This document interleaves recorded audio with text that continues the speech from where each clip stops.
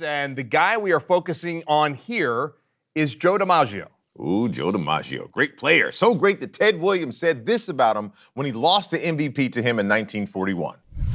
Well, I always felt that to some degree it wasn't fair. But I have to say this, that I only lost out by 1 point, and I lost out to the greatest player I ever saw, Joe DiMaggio. Joe DiMaggio. There was something majestic about a man that they called the Yankee Clipper. Yeah, his career numbers were great, and of course, there's the 56-game hitting streak as well, one of the most unbreakable records in sports.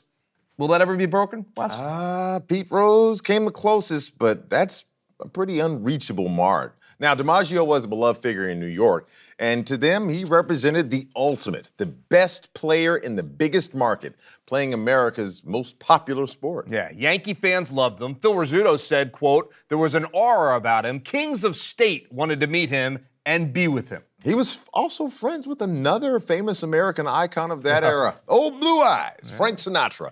But there was an incident which caused a fracture in their friendship. You want to tell this rather bizarre story, Murph? Sure. It begins with Joe D's marriage to the biggest Hollywood starlet of the era. Everybody knows Marilyn Monroe. They were married for less than a year before they split, a quick flameout that was really devastating for the Yankee Clipper, and he kept trying to win her back. Which brings us back to Sinatra. A year after Marilyn and Joe D split, Joe was having dinner with Sinatra. Frank told him that Marilyn was close by at an apartment with another man.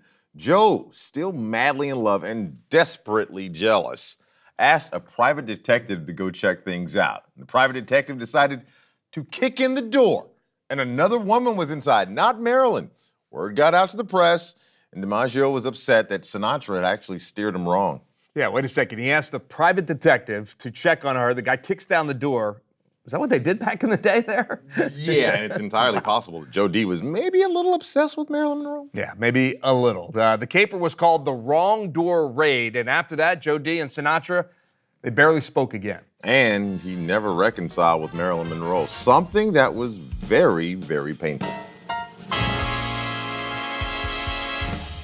Now, DiMaggio was a very private man, didn't do a lot of interviews. One of the only things he put his name to was Mr. Coffee. Remember that?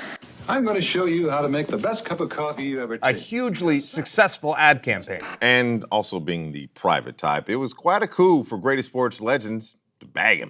You spent 3 or 4 years. Yeah, that was the handiwork of one Paul Hornung, the host of the show in those early years.